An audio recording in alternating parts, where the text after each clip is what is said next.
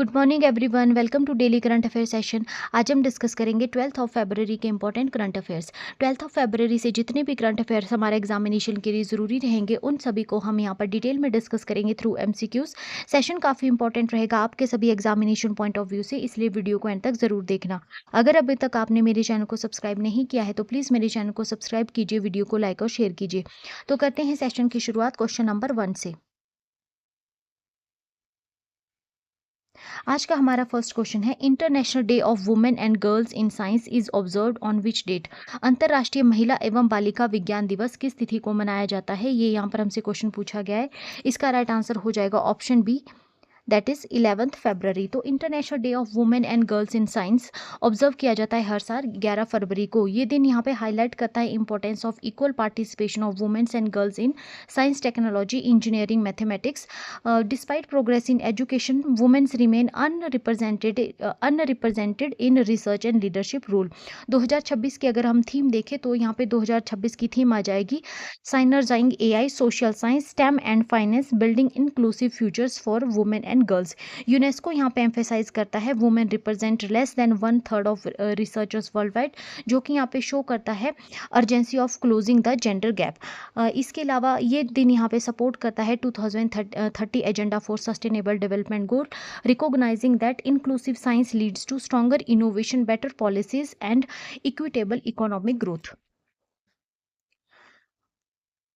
Next question, India's rank in the network readiness index 2025 is. तो भारत की rank network readiness index 2025 में क्या है, तो इसका राइट आंसर हो जाएगा option B, that is 45th। तो according to network readiness index 2025 report जो कि 4 फरवरी 2026 को रिलीज की गई by Portulans Institute Washington DC, India की यहाँ पे पोजीशन रही है 45th अमंग 127 इकोनॉमीज। इंडिया का जो स्कोर है यहाँ पे इम्प्रूव हुआ है from 53.63 in 2024 to 54.43 in 2025। Network readiness index यहाँ पे इवेल्युएट करता है कंट्रीज को 4 पिलर्स के ऊपर, जिसमें टेक्नोलॉजी, पीपल, गवर्नेंस और इम्पैक्ट यहाँ पे आ जाते हैं, और इसमें 53 इंडिकेटर्स को यूज़ किया जाता है। इंडिया की यहाँ पे रैंक फर्स्ट रही है globally in annual investment in telecommunication services, AI, scientific publications, ICT service export और ई गवर्नेंस लेजिस्लेशन में। इसके अलावा इंडिया की रैंक अगर हम देखें तो सेकंड ग्लोबली रही है FTTH building internet subscriptions, mobile broadband traffic और इंटरनेशनल इंटरनेट बैंडविड्थ में। अगर हम बात करें लोअर इनकम इकोनॉमीज की, तो इंडिया की पोजीशन यहाँ पे सेकंड रही है, जो कि यहाँ पे शो करता है इंडिया के digital progress, India's progress in digital field. ये जो इम्प्रूवमेंट है यहाँ पे हाईलाइट करता है इंडिया का जो रैपिड डिजिटल ट्रांसफॉर्मेशन है और स्ट्रॉन्ग आईसीटी एक्सपोर्ट और leadership in AI research, making it a global hub for digital services. Next question, what is India's rank in corruption perceptions index 2025। तो भारत की रैंक भ्रष्टाचार धारणा सूचकांक 2025 में क्या है, ये यहाँ पर हमसे क्वेश्चन पूछा गया। इसका राइट आंसर हो जाएगा option C, that is 91st। तो according to Transparency International corruption perception index 2025, India ranked 91st globally with a score of 39 out of 100। Corruption perception index यहाँ पे जो है वो मेजर करता है perceived public sector corruption across 182 countries, जहाँ पे 0 जो है यहाँ पे हाईली करप्ट शो करता है और 100 यहाँ पे वेरी क्लीन जो है वो शो करता है। ग्लोबल एवरेज स्कोर यहाँ पे 42 आ जाता है, जो कि लोएस्ट यहाँ पे रहा है मोर देन अ डिकेड। टॉप परफॉर्मर अगर हम देखें तो डेनमार्क यहाँ पे टॉप परफॉर्मर में आ जाता है with 89 points, Finland second position है, सिंगापुर थर्ड, न्यूजीलैंड फोर्थ और नॉर्वे यहाँ पे फिफ्थ पोजीशन पर आ जाता है। लोएस्ट परफॉर्मर कंट्रीज में यहाँ पे सूडान और सोमालिया 9th पोजीशन पर आ जाते हैं और वेनेजुएला जो है यहाँ पे 10th पोजीशन पर आ जाता है। इंडिया का स्कोर यहाँ पे 39 रहा है, which is below the global average, but it marks a slight improvement as compare to 2024। Next question, which country ranks first in the women peace and security index 2025-26। तो महिला शांति और सुरक्षा सूचकांक 2025-26 में प्रथम स्थान किस देश का रहा है, ये यहाँ पर हमसे क्वेश्चन पूछा गया। इसका राइट आंसर हो जाएगा option C, that is Denmark. So according to women peace and security index 2025-26, जिसको कि पब्लिश किया गया by Georgetown institute for women peace and security in collaboration with the peace research institute Oslo, Denmark की यहाँ पे जो है वो रैंक फर्स्ट रही है विद द स्कोर ऑफ 0.939। ये जो इंडेक्स है इसमें कवर किया गया है 181 कंट्रीज को, और यहाँ पे मेजर किया गया है वुमेन स्टेटस अक्रॉस 3 डायमेंशंस, जिसमें इंक्लूजन में इंक्लूड किए गए हैं economic and political participation, justice जिसमें इंक्लूड किया गया है लीगल इक्वेलिटी और डिस्क्रिमिनेशन, और थर्ड यहाँ पे सिक्योरिटी है जिसमें कि यहाँ पे इंक्लूड किया गया है freedom from violence and conflict. Denmark ने यहाँ टॉप किया है इंडेक्स को for the third consecutive cycle, जो कि यहाँ पे रिफ्लेक्ट करता है strong social welfare system, gender equality policies और low levels of violence against women.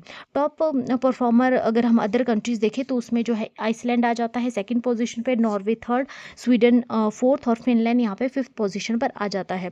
अगर बॉटम कंट्रीज की बात करें तो अफगानिस्तान की रैंक यहाँ पे 181st आ जाती है विद अ स्कोर ऑफ 0.279, जो कि यहाँ पे शो करता है severe challenges in women's right and safety. India की रैंक 131st आ जाती है ग्लोबली, और स्कोर यहाँ पे इंडिया का रहता है 0.607। अगर हम बात करें यूनाइटेड स्टेट्स की तो यूनाइटेड स्टेट्स की रैंक यहाँ पे 31st आ जाती है, showing improvement due to reduced maternal mortality rates. Next question, what is India's position in global billionaire wealth report 2025 released by UBS. तो यूबीएस द्वारा जारी वैश्विक अरबपति संपत्ति रिपोर्ट 2025 में भारत की स्थिति क्या है, ये यहाँ पर हमसे क्वेश्चन पूछा गया है। तो इसका राइट आंसर हो जाएगा option B, that is third. तो according to Union Bank of Switzerland billionaire ambition report 2025 global billionaire wealth जो है यहाँ पे रिकॉर्ड की गई है $15.8 trillion in 2025, rising by 13% in just 1 year.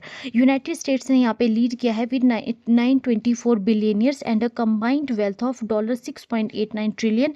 Second rank यहाँ पे चाइना की रही है with 470 billionaires and wealth of $1.77 trillion. India की रैंक यहाँ पे थर्ड रही globally with 188 billionaires and a combined wealth of $888.2 billion. India की जो बिलियनियर काउंट है यहाँ पे स्लाइटली जो है वो बढ़ा है from 185 to 188, but total wealth यहाँ पे डिक्लाइन हुई है by 1.9% year on year due to fluctuation in the fortunes of the top wealth holders. अगर हम अदर मेजर इकोनॉमीज की बात करें तो उसमें जर्मनी यहाँ पे फोर्थ पोजीशन पर आ जाता है विद 156 बिलियनियर, और यूनाइटेड किंगडम जो है यहाँ पे फिफ्थ पोजीशन पर आ जाता है with 91 billionaire. Next question, to which Indian state has the Asian Development Bank approved an additional $182 million loan for flood and river bank erosion management? तो एशियाई विकास बैंक ने बाढ़ और तट कटाव प्रबंधन के लिए किस भारतीय राज्य को अतिरिक्त $182 मिलियन का ऋण मंजूर किया है? तो इसका राइट आंसर हो जाएगा option B, that is Assam. So Asian Development Bank ने यहाँ पे अप्रूव किया है additional $182 million loan for Assam to strengthen flood and river bank erosion management along the Brahmaputra river. ये जो फंडिंग है इसको जो है प्रोजेक्ट जो 2023 में जो है अप्रूव किया गया था, जो कि यहाँ पे उसी के तहत जो है इसको यहाँ पे जो है वो 182 बिलियन लोन अप्रूव किया गया है। ये जो प्रोजेक्ट है इसका नाम यहाँ पे आ जाता है climate resilient Brahmaputra integrated flood and river bank erosion risk management project, जिसको कि अप्रूव किया गया था अक्टूबर 2023 में विद $200 मिलियन। असम यहाँ पे फेस करता है annual flood due to heavy monsoon rainfall and the dynamic nature of the Brahmaputra river. ये जो प्रोजेक्ट है इसका मेन एम यहाँ पर आ जाता है रिड्यूस करना रूरल पॉवर्टी, प्रोटेक्ट करना है एग्रीकल्चर लैंड को और इंफ्रास्ट्रक्चर, और प्रिवेंट करना है displacement and enhance climate resilience. New financing जो है यहाँ पे सपोर्ट करेगी embankment, flood protection infrastructure, advanced monitoring system और climate resilient engineering solution and the community based disaster preparedness. India की अगर हम बात करें तो इंडिया यहाँ पे लार्जेस्ट रेसिपिएंट है एडीबी फाइनेंसिंग का, जो कि यहाँ पे अकाउंट करता है about 14% of its commitments.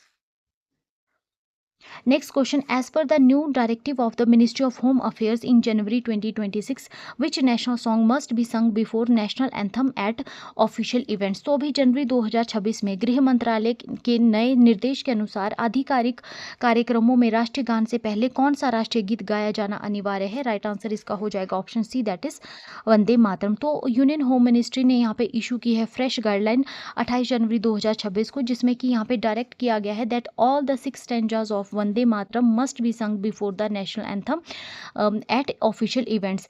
This is the first formal protocol regarding the order and duration of the national song. Full जो टाइमिंग यहाँ पे रहेगी वंदे मातरम की वो यहाँ पे रहती है 3 मिनट्स एंड 10 सेकेंड्स. ये जो डायरेक्टिव है यहाँ पे कोइंसाइड कर रही है with the 150th anniversary of Vande Mataram, जिसको कि कंपोज किया गया था बंकिम चंद्र चट्टोपाध्याय के द्वारा इन हिज नॉवेल आनंद मठ. ये जो गाइडलाइन है यहाँ पे मैंडेट करती है that the audience must stand in attention during the song except when played in documentaries or the news reels. School and institutions are encouraged to begin activities with Vande Mataram to promote the patriotic awareness and civic values. Next question, how many gold medals has India won so far at the Asian Rifle Pistol Championship 2026? तो एशियाई rifle pistol championship 2026 में भारत ने अब तक कितने स्वर्ण पदक जीते हैं? राइट आंसर इसका हो जाएगा option C, that is 39. So at the Asian rifle championship 2026 जो कि दिल्ली में आयोजित की जा रही है, इंडियन शूटर्स ने यहाँ पे जो है डिलीवर की है dominant performance with the addition of 2 more gold medals on the 7th day of the competition. India का जो गोल्ड टैली है वो यहाँ पे पहुंच गया है 39. ओवरऑल मेडल काउंट अगर हम इंडिया का देखें तो वो यहाँ पे 66 आ जाता है, जिसमें 39 गोल्ड आ जाएंगे, 15 सिल्वर आ जाएंगे और 12 में यहाँ पे ब्रॉन्ज आ जाएंगे. यंग शूटर प्राची गायकवाड़ ने यहाँ पे जो है क्लिंच किया है gold in the junior women's 50 metre rifle 3 position event, while the Indian junior women's team also secured gold in the same category. India जो है यहाँ पे टॉप रहा है in the medal tally, showing its growing strength in the rifle and the pistol shooting across both junior and the senior categories. Next question, under the amended IT Rule 2021 notified in January 2026, what is the new timeline for social media platform to remove unlawful contents? तो जनवरी 2026 में अधिसूचित संशोधित IT नियम 2021 के अनुसार social media platform को अवैध सामग्री हटाने के लिए नई समय सीमा क्या दी गई है? तो इसका राइट आंसर हो जाएगा option B, that is option C, that is 3 hours. ठीक है, तो गवर्नमेंट ऑफ इंडिया ने यहाँ पे जो है अमेंड किया है information technology intermediary guideline and digital media ethic code rule 2021, जो कि यहाँ पे इंट्रोड्यूस करता है stricter compliance requirement for social media platforms को जो है यहाँ पे रिमूव करने पड़ेंगे अब unlawful content within 3 hours as compare to the earlier 36 hours window. In case of non consensual intimacy imagery deadline जो है यहाँ पे कम कर दी गई है 2 hours के लिए. और जो ये अमेंडमेंट्स है ये यहाँ पे मैंडेट करते हैं prominent AI labels on synthetically generated information including deep fakes to ensure transparency. Failure to comply may result in loss of safe harbour protection under the IT act which normally shields platform from liability for user generated content. ये जो rule है यहाँ पे effect में आ जाएंगे 20 फरवरी 2026 से, जो कि यहाँ पे कंसाइड कर रहा है with the rising concern about deep fakes in miss information and AI misuse. Next question, can the Lok Sabha speaker be removed through a non-confidence motion as recently moved against Om Birla? तो क्या लोकसभा अध्यक्ष को अविश्वास प्रस्ताव के माध्यम से हटाया जा सकता है, जैसा कि हाल ही में ओम बिरला के खिलाफ अविश्वास प्रस्ताव लाया गया है? तो इसका राइट आंसर हो जाएगा option B, that is yes, but only through article 94C with an absolute majority. तो लोकसभा स्पीकर जो है यहाँ पे रिमूव किया जा सकता है, but not by a simple no confidence motion like no confidence motion. ठीक है, ये जो प्रोसेस है इसको जो है वो इसमें आर्टिकल 94C का जो है सी यहाँ पे दिया गया है बाय द इंडियन कॉन्स्टिट्यूशन. ये जो रेजोल्यूशन है for the removal must be passed by a majority of all the then member of the house, that is absolute majority. ये जो प्रोसेस है इसको जो है ये अप्लाई करता है only for the Lok Sabha and not to the Rajya Sabha. ये प्रोसीजर अगर हम देखें तो इसके लिए क्या रहेगा, तो इसके लिए पहले 14 डेज का जो है वो नोटिस देना पड़ेगा before the motion is taken up. At least 50 members must support the motion for it to be admitted. ठीक है, तो 50 मेंबर जो है यहाँ पे सपोर्ट करेंगे. Debate is limited to change mention और द स्पीकर कैन पार्टिसिपेट और vote if pass the speaker vacate office. ठीक है ना, तो अगर यहाँ पे पास कर दिया जाता है non confidence motion with absolute majority, तो जो है स्पीकर को जो है यहाँ पे जो अपनी पोजीशन से जो है वो रिजाइन करना पड़ सकता है. हिस्टोरिकली अगर हम देखें तो ये जो मोशंस है यहाँ पे मूव किए गए हैं again in 1954 against GV Mavalankar, 1966 में हुकुम सिंह के अगेंस्ट और 1987 में बलराम जाखड़ के against, but none of these motion succeeded. अभी अगर रिसेंटली अगर हम बात करें तो यहाँ पे जो है एक अपोजिशन ने यहाँ पे मूव किया है मोशन अगेंस्ट ओम बिरला फरवरी 2026 में। Removal require strict constitutional compliance and absolute majority support, making it far more difficult than a government non confidence motion. ठीक है, तो अगर किसी गवर्नमेंट के अगेंस्ट कोई नॉन कॉन्फिडेंस मोशन लाया जाता है तो उससे भी जो है ये काफ़ी ज़्यादा डिफिकल्ट है यहाँ पे जो है वो पास करना non confidence motion against the speaker of Lok Sabha. इसको जो है ओनली अंडर आर्टिकल 94C के तहत जो है यहाँ पे हटाया जा सकता है to the speaker of Lok Sabha.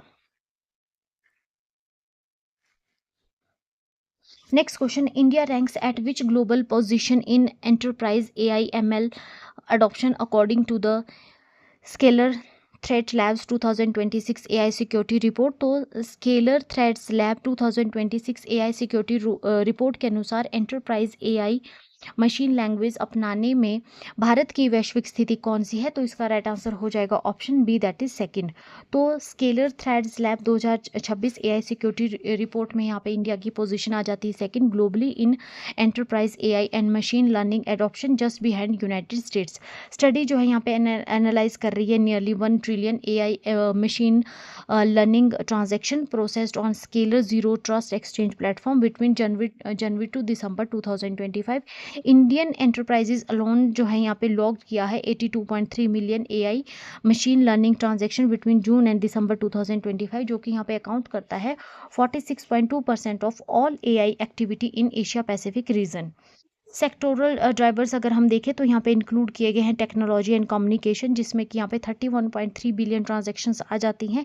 Manufacturing में यहाँ पे जो है 15.7 बिलियन, सर्विस में यहाँ पे 12.6 बिलियन और फाइनेंस एंड इंश्योरेंस में यहाँ पे जो है वो 12.2 बिलियन ट्रांजैक्शंस आ जाती हैं। ये जो रिपोर्ट है यहाँ पे फ्लैग जो है यहाँ पे फ्लैग्ड करती है cyber security risk, specially with the rise of agentic AI autonomous system capable of independent planning and action.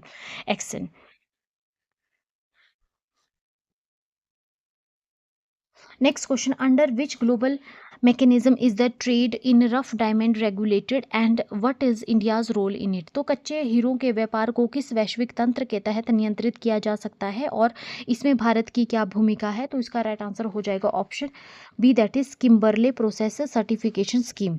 तो किम्बरले प्रोसेस सर्टिफिकेशन स्कीम यहाँ पे प्राइमरीली ग्लोबल मैकेनिज्म है जिसको कि यहाँ पे डिज़ाइन किया गया है to prevent the trade in the conflict diamond. ये यहाँ पे अलाउ करता है trade in rough diamond only among the certified participant countries, जो कि यहाँ पे मीट करती है agreed standards with each shipment accompanied by a Kimberley process certificate. ठीक है, तो मेजर प्रोड्यूसर इसमें कौन आ जाते हैं? इसमें Angola, Botswana, Canada, Congo, Namibia और रशिया यहाँ पे आ जाते हैं, जो कि यहाँ पे अकाउंट करते हैं over 85% of global rough diamond production. India यहाँ पे जो है वो डायमंड प्रोड्यूसर नहीं आता है, बट नियरली 40% जो ग्लोबल रफ डायमंड है, डायमंड जो है वो इंडिया इंपोर्ट करता है और जो है यहाँ पे वर्ल्ड्स लार्जेस्ट कटिंग और पॉलिशिंग हब यहाँ पे इंडिया में आ जाता है, जो कि मेनली कंसंट्रेटेड है सूरत और मुंबई में। इंडिया यहाँ पे एक्सपोर्ट करता है पॉलिश डायमंड टू मार्केट्स जिसमें कि चाइना, हांगकांग, इजराइल, UAE और USA आ जाते हैं। किम्बरले प्रोसेस को यहाँ पे क्रिटिसाइज किया जा रहा है, इसका जो narrow definition of conflict diamond, जिसमें कि ओनली फोकस किया गया है रेबल फाइनेंसिंग कॉन्फ्लिक्ट्स के ऊपर, और यहाँ पे जो है स्टेट लिंक जितने भी वायलेंसेस है और ह्यूमन राइट एब्यूजेस है उनको यहाँ पे जो है वो एक्सक्लूड किया गया है।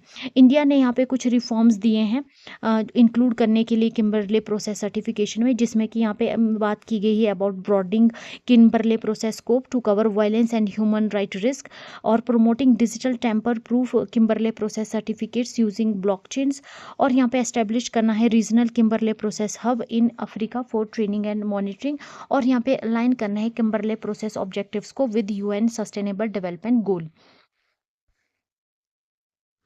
Next question, Odisha Chief Minister Mohan Charan Majhi recently launched 2 new books authored by which veteran politician and former governor? तो उड़ीसा के मुख्यमंत्री मोहन चरण मांझी ने हाल ही में किस वरिष्ठ राजनेता और पूर्व राज्यपाल द्वारा लिखित 2 नई पुस्तकों का विमोचन किया है? राइट आंसर इसका हो जाएगा option B, that is Biswabhusan Harichandan. तो 11 फरवरी 2026 को उड़ीसा के चीफ मिनिस्टर मोहन चरण मांझी ने अनवील की 2 नई बुक्स, जिनको की ऑथर किया गया विश्वभूषण हरिचंद, जो कि वेटरन पॉलिटिशियन और फॉर्मर गवर्नर आ जाते हैं।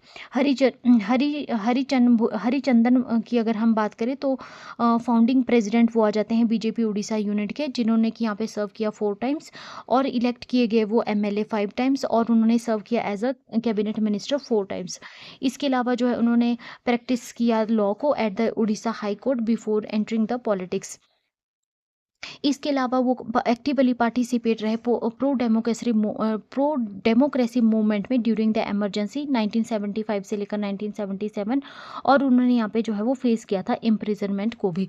2 बुक्स कौन सी लॉन्च की गई है तो उनमें यहाँ पे आ जाती है, फर्स्ट आ जाती है Bakshi Jagabandhu the great commander, जो कि यहाँ पे हाईलाइट करता है 1817 का Paika rebellion in Khordha which predated the 1857 sepoy mutiny by 4 decades. और इसके अलावा सेकंड यहाँ पे आ जाती ई माटी कथा का है एन उड़िया बुक, जो कि यहाँ पे कंटेन करती है 30 essays on themes like Netaji Subhas Chandra Bose, Atal Bihari Vajpayee, democracy, Orissa identity, world peace and lord Jagannath's Nabakalebara festival.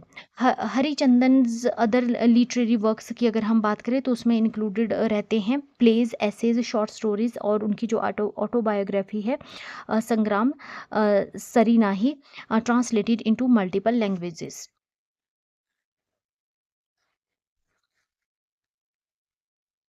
Next question, the Sansha Yogle Blue Hole, also known as Dragon Hole, lies in which sea and what is its confined depth? तो सांशा योंगले blue hole, जिसे dragon whole भी कहा जाता है, किस सागर में स्थित है और इसकी पुष्टि की गई गहराई कितनी है? इसकी पुष्ट की गई गहराई कितनी है? तो इसका राइट आंसर हो जाएगा option B, that is South China Sea और 301.19 मीटर्स। तो सांशा योले ब्लू होल, पॉपुलरली जिसको ड्रैगन होल के नाम से भी जाना जाता है, ये लोकेटेड है साउथ चाइना सी में और इसको जो है कंफर्म किया गया था 2017 में as the world's deepest blue hole at 301.19 metre, लेकिन बाद में जो है इसको यहाँ पे सरपास किया गया था by the deeper site in Mexico. Blue hole जो है यहाँ पे अंडर वाटर सिंक होल से, जो कि यहाँ पे फॉर्म होते हैं mainly in carbonate rocks such as limestone. Dragon hole जो है यहाँ पे कॉम्प्लेक्स 3 डायमेंशनल स्ट्रक्चर है, जो कि यहाँ पे बाइंड और जो कि यहाँ पे बेंड है और टिल्ट है as it descends with the deepest point lying more than 100 metres horizontally from the surface opening. Geological survey ने यहाँ पे रिवील किया है step like ledge inside marking earlier shore line and past sea level changes. Next question, in which Indian state has the vulture conservation program recently achieved a milestone with the return of migratory griffon vulture after nearly a decade? तो किस भारतीय राज्य में गिद्ध संरक्षण कार्यक्रम ने हाल ही में प्रवासी ग्रिफोन गिद्धों की लगभग 1 दशक बाद वापसी के साथ एक महत्वपूर्ण उपलब्धि हासिल की है? राइट आंसर इसका हो जाएगा option C, that is Maharashtra. So Maharashtra forest department in collaboration with the Bombay natural history society has achieved a major milestone in vulture conservation. Nearly 1 दशक के बाद जो है यहाँ पे locally extension migratory griffon vulture जो है यहाँ पे रिटर्न हुआ है फॉरेस्ट। अगर हम लैंडस्केप देखें तो मेलघाट टाइगर रिजर्व और टाडोबा अंधेरी टाइगर रिजर्व का। हिमालयन ग्रिफॉन वल्चर सपोर्ट किया गया मेलघाट में, followed by an Eurasian griffon vulture in Tadoba. Vulture population जो है इंडिया में कोलैप्स कर गई थी 2004 के आसपास, mainly due to the veterinary use of drugs, जिसमें डिक्लोफिनेक, एसिक्लोफिनेक, केप्टोप्रोफेन और न्यूमोस्लाइड यहाँ पे आ जाती है, जो कि यहाँ पे फेटल प्रूव हुई थी to the vultures feeding on treated livestock carcasses. तो इस पॉपुलेशन को जो है रिवाइव करने के लिए यहाँ पे कैपिटिव ब्रीडिंग और सॉफ्ट रिलीज प्रोग्राम जो है इनिशिएट किए गए। अगर हम बात करें अप्रैल 23 2025 की, तो 15 critically endangered long billed vultures were shifted from the vulture conservation breeding centre in Pinjore to Melghat. They were fitted with GSM and satellite transmitter in December 25 and released into the wild on January 2nd, 2026. 2026 during 2025-6 लगभग जो है 34 vultures were spotted were soft released across Melghat, Pench and Tadoba Tiger Reserve, showing positive ecological recovery. Next question, the Scalp missile currently under negotiation between India and France is integrated with which fighter aircraft of Indian Air Force? तो भारत और France के बीच वर्तमान में बातचीत में चल रही scalp missile भारतीय वायुसेना के किस लड़ाकू विमान में एकीकृत है? तो इसका राइट आंसर हो जाएगा option C, that is Rafale. तो स्कैल्प क्रूज मिसाइल जो कि एक air launch long range precision strike weapon है, integrated with the Rafale fighter aircraft on the Indian air force. अगर हम बात करें ऑपरेशन सिंदूर 2025 की, तो राफेल जेट्स को यहाँ पे डिप्लॉय किया गया था with SCALP missile alongside BrahMos supersonic cruise missile in the precision strike against the terrorist infrastructure in Pakistan. Follow up strike जो है यहाँ पे टारगेटेड की गई थी 12 major Pakistan air force bases, destroying high values assets including fighter aircrafts and surveillance platform. जो propose acquisition deal है with the France, इसमें जो है यहाँ पे अराउंड यूरो 300 बिलियन की यहाँ पे चल रही है, जो कि यहाँ पे रिफ्लेक्ट करता है confidence in SCALP's operation effectiveness. SCALP यहाँ पे फॉर्म करता है critical part of the Rafale weapon package alongside the Meteor beyond visual range air to air missile which India is also procuring for both Air Force and Navy's Rafale marine aircraft. Next question, according to the recent study published in the Lancet Regional Health, why may HbA1c testing be unreliable for diagnosing diabetes in India? तो the Lancet regional health में प्रकाशित हालिया अध्ययन के अनुसार भारत में मधुमेह के निदान के लिए HbA1c प्रशिक्षण अविश्वसनीय क्यों हो सकता है? तो इसका राइट आंसर हो जाएगा option B, that is because HbA1c value can be distorted by anaemia and haemoglobin disorders. तो लैंसेट रीजनल हेल्थ स्टडी 2026 में जो यहाँ पे दी गई है, उसमें यहाँ पे सीरियस कंसर्न रेज किए गए हैं about the accuracy of HbA1c testing in India. HbA1c यहाँ पे रिफ्लेक्ट करता है average blood glucose over the life span of the red blood cells. But अगर हम इंडिया की बात करें तो इंडिया में कुछ कंडीशंस है जिसमें एनीमिया, हीमोग्लोबिनोपैथीज और G6PD डेफिशिएंसीज काफ़ी ज़्यादा स्प्रेड है। ये जो कंडीशन है यहाँ पे अल्टर करती है हीमोग्लोबिन क्वांटिटी, स्ट्रक्चर और life span, leading to the distorted HbA1c values, जिसकी वजह से जो है यहाँ पे जो ब्लड ग्लूकोज शुगर जो यहाँ पे रहती है वो डायबिटीज़ यहाँ पे अंडर डायग्नोज और ओवर डायग्नोसिस रह जाता है डायबिटीज़ का। अगर हम मेंस की बात करें, विद मेंस में अनडिटेक्टेड G6PD डेफिशिएंसी यहाँ पे डायग्नोसिस को डिले कर देती है अप टू 4 ईयर्स, जिसकी वजह से जो है यहाँ पे रिस्क कॉम्प्लिकेशंस काफ़ी ज़्यादा इंक्रीज हो जाती हैं। This problem is more pronounced in rural and tribal regions where the anaemia prevalence exceeds more than 50% in some populations. अगर हम अर्बन हॉस्पिटल्स की बात करें तो यहाँ पे कुछ चैलेंजेस फेस किए जाते हैं, जिसमें रेड ब्लड सेल वेरिएशन और इनकंसिस्टेंट लेबोरेटरी क्वालिटी कंट्रोल आ जाते हैं। स्टडी यहाँ पे सजेस्ट करती है सोर्स एडप्टेड डायग्नोस्टिक फ्रेमवर्क, जिसमें इन लो रिसोर्सेज सेटिंग में, अगर लो रिसोर्स सेटिंग की बात करें तो उसमें oral glucose tolerance test with fasting and 2 hour post glucose values यहाँ पे जो है वो इफेक्टिव रहेगा। और in tertiary centres HbA1c combined with oral glucose tolerance test यहाँ पे इफेक्टिव रहेगा। For long term monitoring continuous glucose monitoring और फ्रक्टोज अमाइन टेस्टिंग यहाँ पे जो है वो सजेस्ट की जाती है in the study. Next question, the joint aerial exercise Buddy Squadron recently launched to enhance interoperability is being conducted between which two countries? तो हाल ही में अंतर संचालन क्षमता को बढ़ाने के लिए शुरू किया गया संयुक्त हवाई अभ्यास बडी स्क्वाड्रॉन किन दो देशों के बीच आयोजित किया जा रहा है? राइट आंसर इसका हो जाएगा option B, that is South Korea and United States. So buddy squadron air drill जो कि एक ज्वाइंट एरियल एक्सरसाइज है between the air forces of South Korea and the United States जो है वो आयोजित की जा रही है at Osan airbase in Pyeongtaek South Korea. ये जो एक्सरसाइज है यहाँ पे एक्सपेंडेड स्केल इसका रहेगा with the number of participating aircraft per session more than double as compare to the previous editions. It involves both 4th generation fighter jets जिसमें कि F-16 और 5th जनरेशन फाइटर जेट जिसमें कि F-35 यहाँ पे आ जाएंगे, allowing pilots to train across very technological platforms. Osan airbase यहाँ पे सर्व कर रहा है as a static hub for the allied air operations, underlining the importance of sustain joint training activities. Next question, India banned e-cigarette and heated tobacco products nationwide in which year? A decision recently affirmed by Union Health Ministry। तो भारत ने e cigarette और heated tobacco उत्पादों पर राष्ट्रव्यापी प्रतिबंध किस वर्ष लगाया था, जिसे हाल ही में स्वास्थ्य मंत्रालय ने पुनः पुष्टि की है? तो राइट आंसर इसका हो जाएगा ऑप्शन बी, दैट इज 2019। तो union health ministry has reaffirm the nation wide ban on e cigarette and heated tobacco products, rejecting lobbying efforts by Philip Morris international to introduce devices such as IQOS in the Indian market.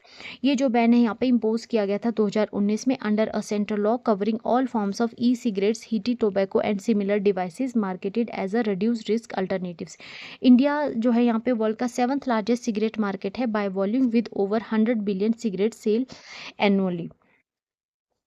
Tobacco related illness यहाँ पे cause करती हैं over 1 million deaths each year in India, reinforcing the government strict tobacco control stance. Philip Morris had sought regulatory reconsideration between 2021 to 2025, but the Indian Council of Medical Research clarified it is not undertaking research on heated tobacco products.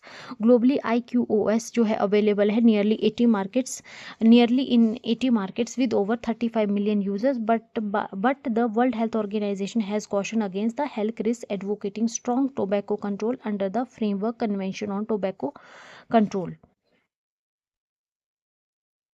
Next question, according to the World Intellectual Property Organization, what was the estimated global research and development expenditure in 2024?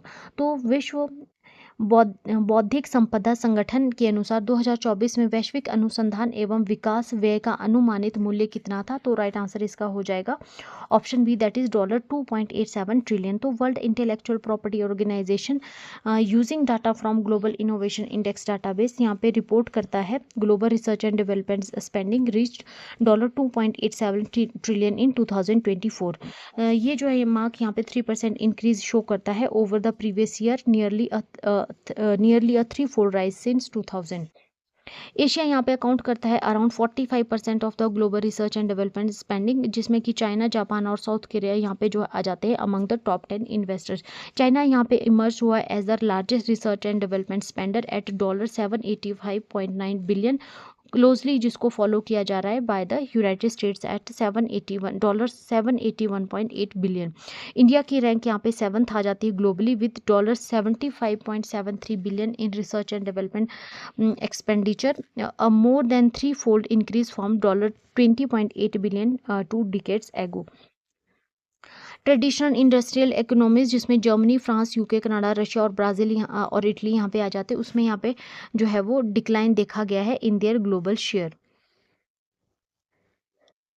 Next question, eight the Asian Rifle and Pistol Championship 2026, which Indian shooter won the silver medal in the women's 50-meter rifle 3-position event, marking her maiden international podium finish? तो एशियाई rifle और pistol championship 2026 में महिलाओं की 50 metre rifle की 3 position स्पर्धा में किस भारतीय निशानेबाज ने रजत पदक जीतकर अपना पहला अंतर्राष्ट्रीय पोडियम हासिल किया है? राइट आंसर इसका हो जाएगा ऑप्शन बी, दैट इज आकृति दहिया। तो eight the Asian rifle and pistol championship 2026 India के जो राइफल शूटर है उन्होंने यहाँ पे काफ़ी जो स्ट्रांगली परफॉर्म किया है। आकृति दहिया ने यहाँ पे स्कोर किया है अपना maiden international medal, winning silver in the women's 50 metre rifle 3 positions event.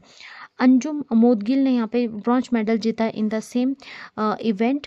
और कजाकिस्तान की जो सोफिया सुलजेंको है उन्होंने गोल्ड मेडल जीता है। In the team event Kazakhstan took gold, India silver and Japan secured bronze medal. Next question, India's first musical road inaugurated in February 2026 is located on which corridor and plays which tune when vehicles pass at the prescribed speed. तो भारत की पहली musical road जिसका उद्घाटन फरवरी 2026 में हुआ है किस corridor पर स्थित है और निर्धारित गति से वाहन गुजरने पर कौन सी धुन यहाँ पे बजती है। तो राइट आंसर इसका हो जाएगा option B, that is Mumbai coastal road, और धुन यहाँ पे आ जाएगी जय हो। 11 फरवरी 2026 को महाराष्ट्र के चीफ मिनिस्टर देवेंद्र फडणवीस ने यहाँ पे इनॉग्रेट किया भारत का पहला musical road on the Mumbai coastal road. Location इसकी यहाँ पे अगर हम देखें तो म्यूजिकल स्ट्रेच जो है यहाँ पे आ जाएगा on the north bound lane from Nariman point towards Worli beginning after vehicle exit the underground tunnel at Worli. ये जो इफेक्ट है यहाँ पे क्रिएट किए गए हैं by the rumble strip laid at precise intervals. जब व्हीकल जो है यहाँ पे ड्राइव करेगा at the recommended speed of 70 to 80 kilometre per hour, friction and vibration जो यहाँ पे जनरेट करेंगे sound pulses forming a melody. Tune यहाँ पे सिलेक्ट की गई है Jai Ho, the academy award winning song from the Slumdog Millionaire. Safety aspect की अगर हम बात करें तो sign board inside the tunnel alert जो है वो इनसाइड द टनल यहाँ पे अलर्ट करते हैं मोटोरिस्ट को 500 metre 100 metre and 60 metre before the musical section to maintain lane discipline and speed consistency. Global context की अगर हम बात करें तो musical road have been experimented with in Japan, South Korea and Netherlands as a novelty safety features. Purpose इसका क्या रहेगा तो अपार्ट फ्रॉम द नोवेल्टी ये इनिशिएटिव जो चलाया गया है इसका एम है यहाँ पे एनकरेज करना स्टेडी ड्राइविंग बिहेवियर और रिड्यूस करना है erratic speed changes. Next question, the Delhi government's newly launched Lakhpati Bitiya Yojana replaces which earlier girl child welfare scheme? तो दिल्ली सरकार की नई लखपति बिटिया योजना किस पूर्ववर्ती बालिका कल्याण योजना का स्थान लेती है? राइट आंसर इसका हो जाएगा ऑप्शन बी, दैट इज लाडली योजना। अभी 11 फरवरी 2026 को दिल्ली गवर्नमेंट ने यहाँ पे अनाउंस किया Lakhpati Bitiya Yojana, a financial assistance programme for the girls from economically weaker families. ये जो स्कीम है यहाँ पे स्टार्ट हो जाएगी 1 अप्रैल 2026 से, और यहाँ पे स्टेज्ड रूप में जो है यहाँ पे डिपॉजिट यहाँ पे जो है अगर हम बात करें तो टोटल 56,000 जो है यहाँ पे डिपॉजिट प्रोवाइड किए जाएंगे across a girls schooling and higher education pathway. अगर हम इंटरेस्ट की बात करें तो विद इंटरेस्ट जो है यहाँ पे टोटल अमाउंट जो है वो एक गर्ल्स के ऊपर 1 लाख रुपीज़ जो है यहाँ पे इन्वेस्ट किया जाएगा। डिपॉजिट्स जो है अगर हम इंक्लूड देखें कैसे किए जाएंगे तो इसमें 11,000 at birth, 5,000 each at admission to class 1, 6, 9, 10th and 12th, और 20,000 आफ्टर ग्रेजुएशन और डिप्लोमा कंप्लीशन। मेच्योरिटी कंडीशन को यहाँ पे लिंक किया गया है टू ईदर टर्निंग 21 और completing graduation diploma which ever occur earlier. Eligibility अगर हम देखें तो एलिजिबिलिटी में यहाँ पे जो है girls born in Delhi with families residing for at least 3 years और एनुअल इनकम यहाँ पे इक्वल्स टू और लेस देन 1 लाख यहाँ पे रखी गई है, और बेनिफिट जो है यहाँ पे लिमिट किया गया है टू 2 daughters पर फैमिली। ठीक है, तो एक परिवार में 2 daughters को ही यहाँ पे बेनिफिट इस स्कीम में प्रोवाइड किया जाएगा। ये जो स्कीम है यहाँ पे रिप्लेस करेगी लाडली योजना जो कि 2008 में चलाई गई थी, जो कि यहाँ पे फेस करी इश्यूज ऑफ अनक्लेम्ड और pending funds due to documentation gap. New जो डिज़ाइन है यहाँ पे इंश्योर करेगा direct benefit transfer into Aadhaar link accounts, और जो कि इम्प्रूव करेगा यहाँ पे traceability and timely dispersal.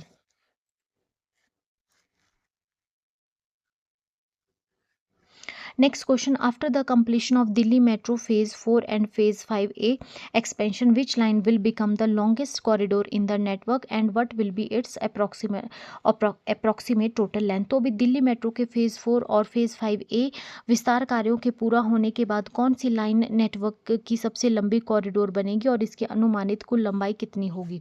Right answer इसका हो जाएगा option C, that is magenta line 89 kilometre. तो magenta line of the Delhi Metro is set to become the longest corridor in the network after the completion of phase 4 and newly sanctioned phase 5A extension। ये जो line है यहाँ पे extend करेगी, जो extended line जो है यहाँ पे रन करेगी from botanical garden Noida to Inderlok Delhi, और टोटल लेंथ जो है इसकी रहेगी approximately 89 kilometre surpassing all other corridors. Corridor जो है यहाँ पे फीचर करेगा यहाँ पे 65 station of which 40 will be underground, making it one of the most tunnel intensive stretch. इसके अलावा जो है वो इसमें जो है 21 इंटरचेंज स्टेशंस रहेंगे, the highest in the network, जिसमें कि यहाँ पे central secretariat, Azadpur, new Delhi और इंदरलोक यहाँ पे जो है वो will become triple interchange hubs. Engineering landmarks अगर हम इसमें देखें तो इसमें हैदरपुर बदली मोड़ हाईएस्ट एलिवेटेड स्टेशन यहाँ पे रहेगा 28.36 मीटर, और हज खास जो है यहाँ पे डीपेस्ट अंडरग्राउंड स्टेशन रहेगा with 29 metres below ground. Entire corridor जो है यहाँ पे प्लान किया गया है to operate as a driverless motor line using communication based train control technology. So friends, इसके साथ ही हमारा आज का सेशन कंप्लीट होता है। अगर आपको सेशन पसंद आया हो तो प्लीज़ वीडियो को लाइक कीजिए, चैनल को शेयर और सब्सक्राइब कीजिए। Thank you so much. मिलते हैं नेक्स्ट वीडियो में।